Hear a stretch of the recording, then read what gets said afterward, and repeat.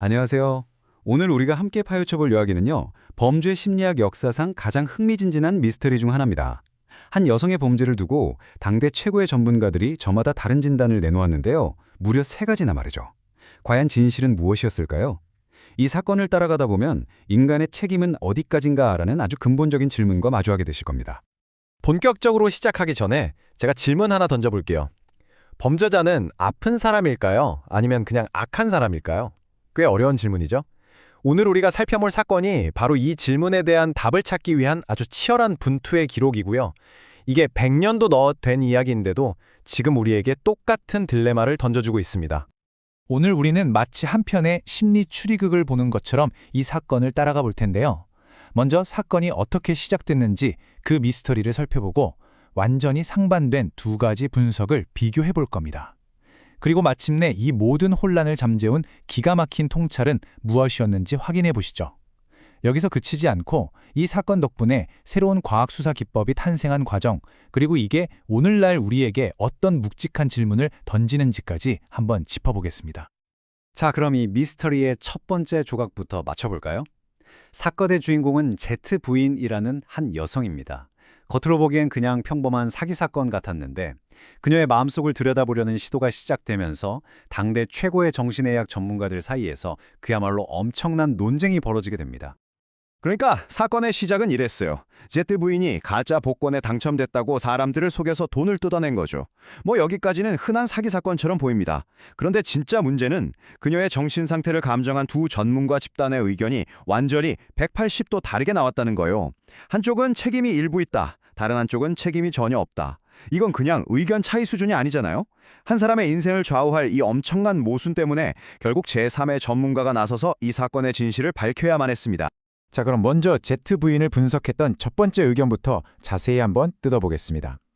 이 전문가들은 당시 정신의학계에서 아주 유행하던 진단명이죠. 바로 히스테리라는 렌즈를 통해서 그녀를 해석하려고 했습니다.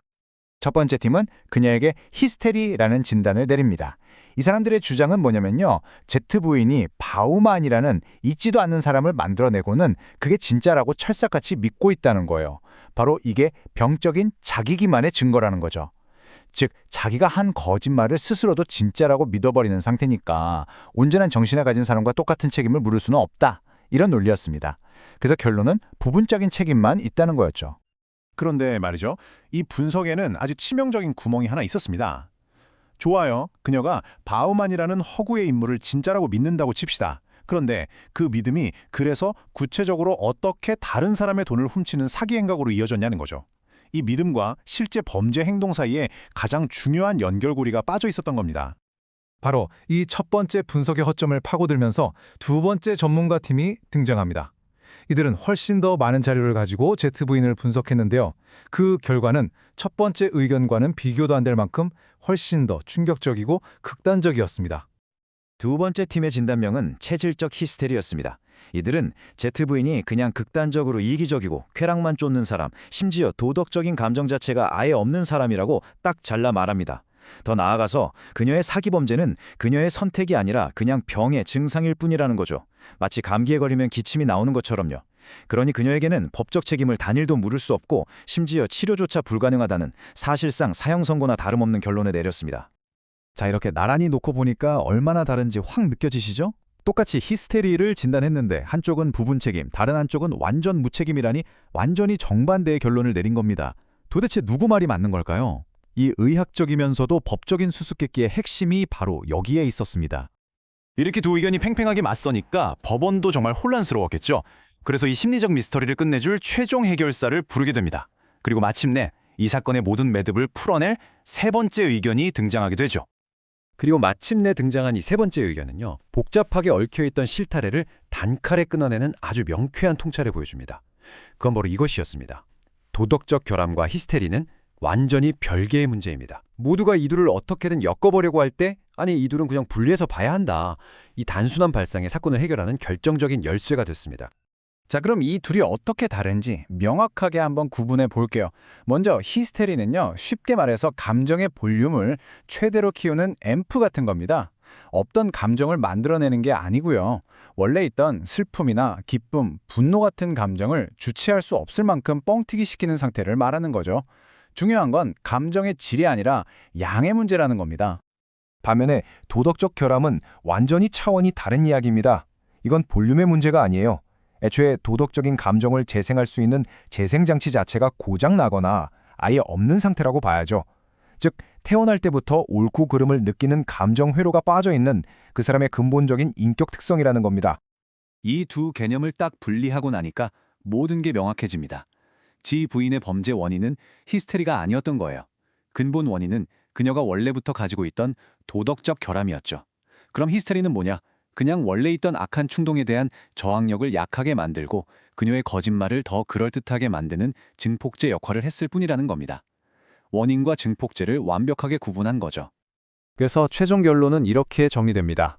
범죄의 근본 원인은 도덕적 결함이다.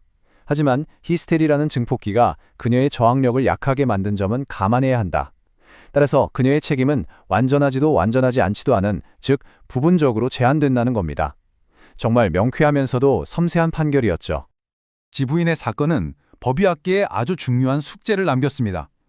아니, 전문가들조차 이렇게 헷갈리는데 대체 어떻게 용의자의 교묘한 거짓말을 꿰뚫어 보고 그 마음속 진실을 알아낼 수 있을까? 바로 이 고민이 새로운 과학적 수사 도구의 탄생으로 이어지게 됩니다.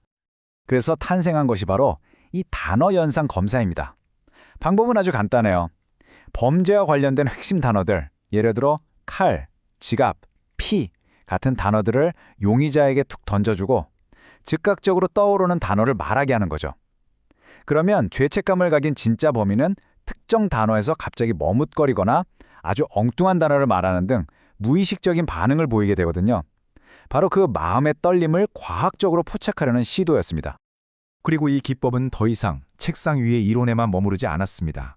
마침내 실제 범죄 수사에 딱 한 번 투입되었는데 심리학적 분석만으로 범인의 자백을 받아낸 역사상 첫 번째 성공 사례를 만들어냅니다.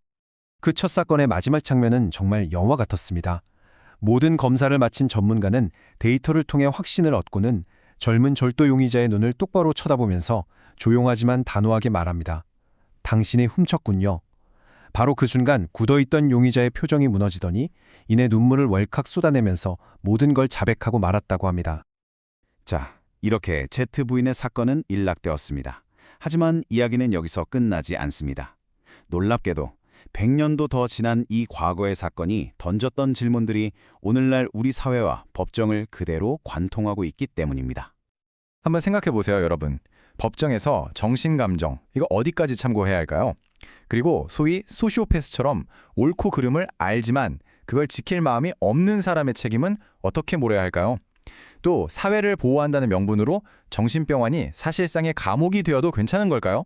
이 모든 질문들 100년 전에도 그랬고 바로 지금 이 순간에도 우리 사회가 답을 찾기 위해 치열하게 고민하고 있는 뜨거운 쟁점들입니다. 결국 지부인의 사건은 그냥 흥미로운 옛날 이야기가 아닌 거죠. 인간의 책임과 정의란 무엇인가에 대한 우리의 고민이 얼마나 깊고 오래되었는지를 보여주는 살아있는 증거이자 우리에게 계속해서 그 답을 요구하는 현재 진행형의 질문인 셈입니다. 마지막으로 이 질문을 여러분께 남기면서 오늘 이야기를 마무리하겠습니다.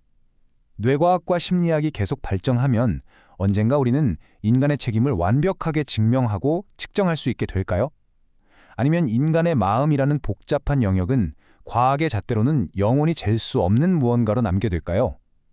여러분의 생각은 어떠신가요?